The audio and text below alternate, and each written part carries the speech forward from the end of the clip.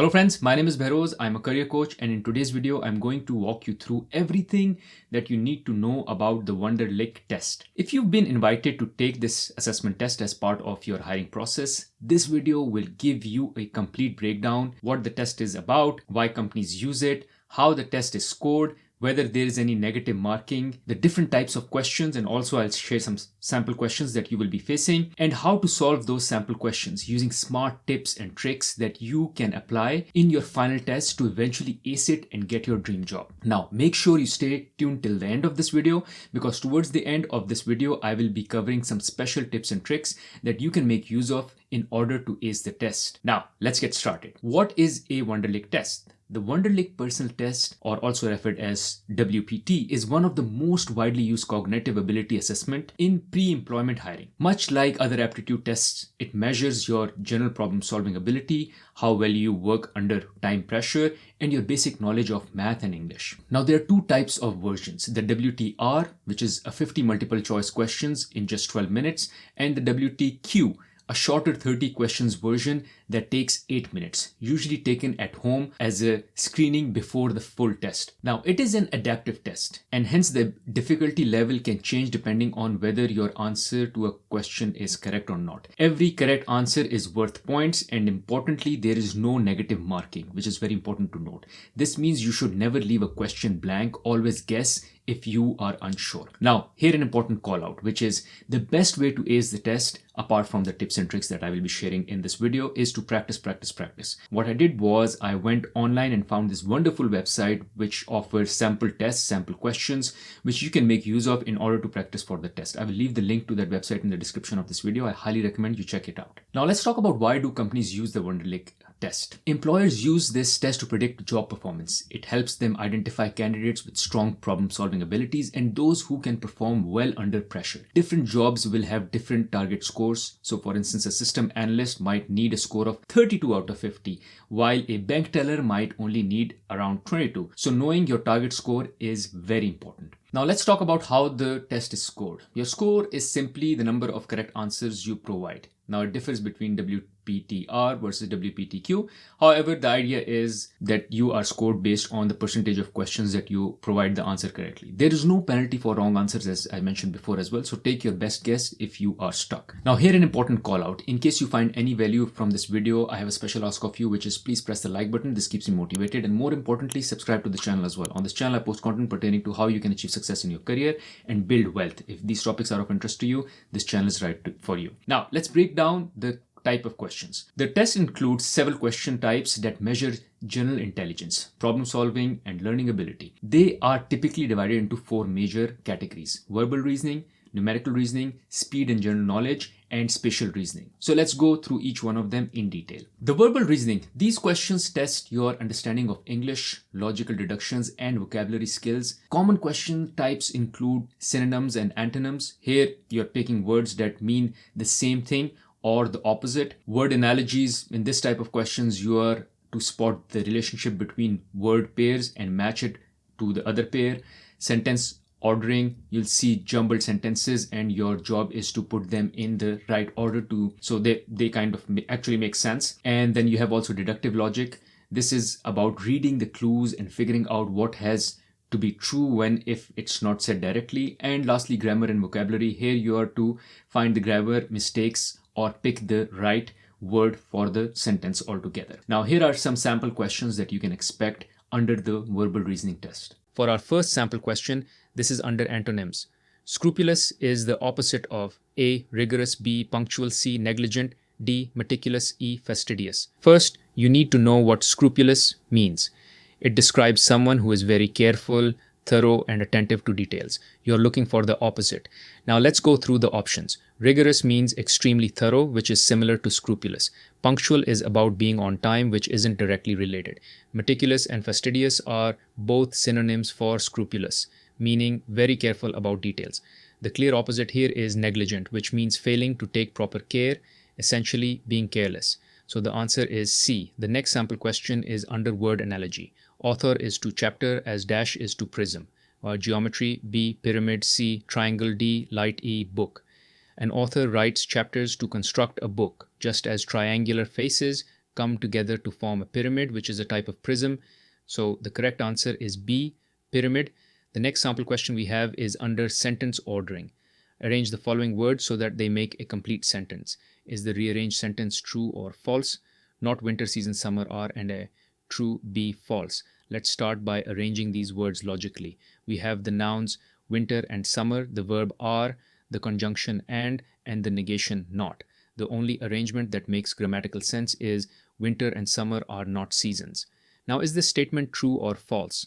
While winter and summer are types of seasons, the sentence claims they are not seasons, which is factually incorrect. Therefore, the statement is false. Hence, the answer is B, false.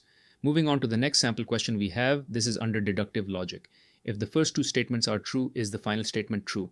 All construction workers wear helmets on site. All engineers wear helmets on site. It is mandatory to wear helmets on site. A, yes, B, no, C, cannot say.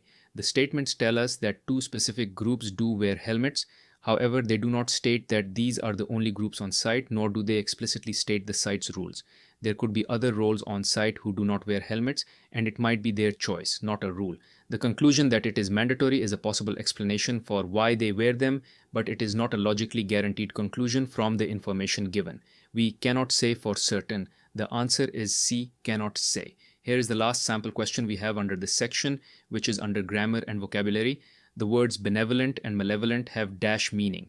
A, similar, B, contradictory, C, unrelated.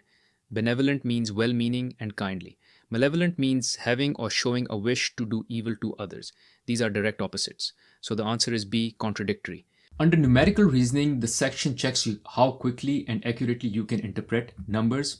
Here you'll see word problems. These are mini math scenarios that test quick calculations. Number series, here you're to spot the pattern in the sequence of the numbers and find what comes next. Basic graphs. In this type of question, you're to interpret basic graphs and answer questions about them. Fractional values. These questions assess your ability to quickly and accurately perform calculations involving fractions, decimals, and percentages. And here are some sample questions that you can expect under the numerical reasoning. Here is our first sample question. This is under number series. What is the next number in the series? 24, 28, 31, 33, 34, 34, A, 35, B, 36, 37, 33, 32. Here, don't just look at the numbers, look at the difference between each number.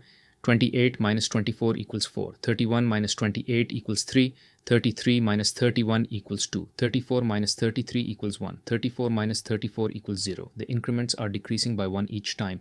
4, 3, 2, 1, 0. Following this pattern, the next increment should be negative 1. Therefore, 34 plus negative 1 equals 33, which means D is our answer. Next sample question, this is under word problem. A train travels 100 feet every 2 seconds. How far will it travel in 36 seconds? A, 1900, B, 2100, C, 1600, D, 2300, E, 1800.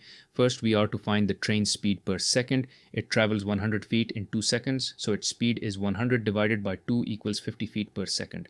Now, to find the distance in 36 seconds, we'll multiply the speed by the time. That gives us 50 feet per second multiplied by 36 seconds equals 1800 feet. So the answer is E, 1800. Next sample question. This is under basic graphs. Dr. John's grades on 5 consecutive tests were 100, 80, 80, 80, and 100. Which of the graphs below best represents Dr. John's grades? Now let's examine the graphs. Dr. John's highest score is 100 and he scored it on the first and last test. So we are looking for a graph in which the first and last values are equal and located at the highest point. This means graphs A and E can be eliminated since their first and last points are not the same height. Next, we know that the second, third, and fourth scores are equal. So the slope of the line that connects these points must be 0. In graphs B, C, and F, the slopes of the lines that connect the second, third, and fourth points are negative, and therefore these graphs can be eliminated as well. The only option left is D, and in graph D, the first and last scores are at the same height, and the line that connects the 3 middle points has a slope of 0. Therefore, D is the correct answer. Last sample question for this section. This is under fractional value. Which of the following is the smallest number? A, 5 over 8, B, 0.625, C, 2.5, D, 1 over 3, 1.75. The fastest way is to convert the fractions to decimals for a quick comparison. A, 5 over 8 equals 0.625, B, 0.625 equals 0.625, C, 2.5 equals 2.5, D, 1 over 3 equals 0.333, A, 1.75 equals 1.75. Now comparing the decimals, it's clear that 0.333, which is 1 over 3, is the smallest number. So D is the correct answer. The third section is speed and general knowledge. These are questions designed to test how quickly you process everyday information. You need to answer these in 2 to 3 seconds. You need to be very quick because you don't want to waste a lot of time on these questions. Here the questions often include dates. These are questions around calendars, timelines, or figuring out the days of the week quickly. Abbreviations. You are to recognize common short forms instantly. It could be basic facts. Questions under this type require you to answer everyday knowledge questions in like seconds. Finding errors. Here you spot tiny mistakes in spellings, numbers, or logic very quickly. Now here are some of the sample questions under speed and general knowledge. This question says, which of the following months has exactly 31 days? A. April, B. February, C. September, D. May, E. November. Now this is a common fact. You can use the knuckle method or simply recall April has 30 days.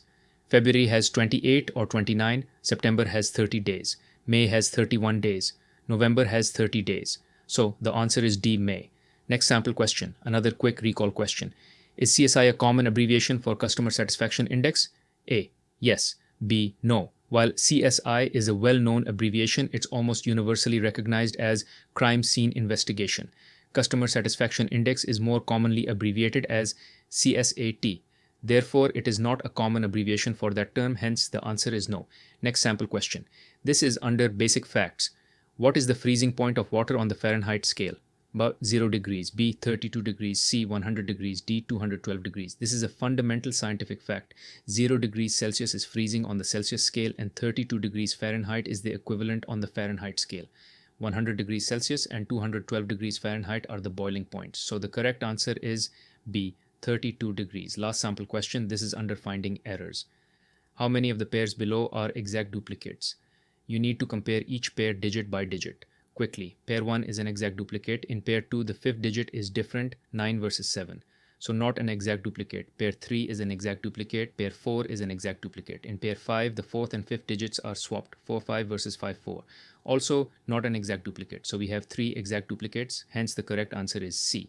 The last section is spatial reasoning. This is the smallest section but very tricky for some people. It tests how well you manipulate objects in space. So pure visual logic. Here the questions you can expect are pattern combinations. In these questions, pieces are shown separately and you must figure out how they fit together to form a whole shape. The next could be folded cubes. Here you are to visualize how a flat shape folds into a 3D cube and identify the correct answers. And lastly, shape series. You are to identify which shape comes next in the sequence that is given to you, how they're changing based on rotation, size, and shading. Now here are some of the sample questions under the spatial reasoning that you can expect. This sample question is under pattern combination.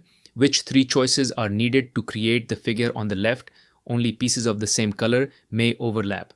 To find the correct answers, quickly ask yourself the following questions.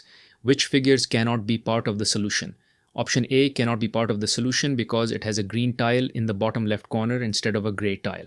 So this option can be eliminated. Which figures must be part of the solution? Option B is the only figure containing the brown tile in the middle and therefore it must be part of the solution. Option C has to be a part of the solution because of the remaining options. It is the only figure which contains gray tiles. Option A also includes them, but it has been eliminated. Option E must also be part of the correct answer as it is the only figure with red and green tiles in the right column. If you place figures B, C and E one on top of the other, the figure on the left is created. So the correct answers are B, C and E. Next sample question. After folding the following frames into a closed cube, which marked corner will touch the X? To get this, option 1 is to mentally fold the cube to find the location of all marked corners. Option 2 is to eliminate options. Since each corner can touch only 2 corners, this means every corner in a rectangle which touches the rectangle with the X can be disqualified, except the one which touches the X before folding, and that corner is unmarked. So this disqualifies D and E. Next, we can disqualify B since it is 2 rectangles away from X in line, meaning the 2 rectangles do not share corners. Finally, between A and C, fold only the 2 relevant rectangles, which clearly demonstrates that X touches the C marked corner. That solution technique is quicker than completely folding the cube. However, it requires practicing different shapes to understand the folding of the rectangles instinctively. Therefore, the correct answer is C. Last sample question. Choose the correct answer to the following series. Here the line rotates clockwise around the little square, increasing the number of steps between one diagram to the other in the series. Between diagrams 1 and 2, it moves a single step. Between diagrams 2 and 3, it moves 2 steps, and so on. Following that pattern, the next diagram will be C, and that's the answer. Now, as promised earlier, here are the tips and tricks to ace the Wonderlic test. Very important for you to make note of. So tip number 1, do not go unprepared. Always go in prepared. Even a modest level of practice can dramatically improve your score. So highly recommended that you practice. And I've already shared a link for a sample practice test and sample questions that you can find online. You can check it out in the description of this video. Second is manage your time. With just 12 minutes for 50 questions or 8 minutes for 30 questions, don't get stuck. Move on and come back if you can. Tip number 3 is get comfortable with all question types. The test covers a broad range of topics, so familiarize yourself with verbal, numerical, abstract, and general knowledge questions. Next is to focus on accuracy and speed together. Every correct answer counts, but you also need to move fast. Work on spotting shortcuts like breaking complex multiplications into smaller steps. Again, this will all can come to you with practice. Lastly, make educated guesses. Since there is no penalty for wrong answers, if you're stuck, you go like, I don't know the answer to this question, or this is very difficult for me to solve. Don't waste time on it. Just guess an answer and move forward, because you don't get any negative points for a wrong answer. So might as well have an answer to a question versus leaving it blank. Now, lastly, I just want to call out that Wonderlic test is a fast-paced, challenging test. But with the right preparation, you can absolutely boost your score and stand in for a hiring chance. If you found this video helpful, don't forget to like it and subscribe to the channel as well for more tips on acing your pre-employment assessments. Good luck on your test, and I'll see you in the next video. Thank you.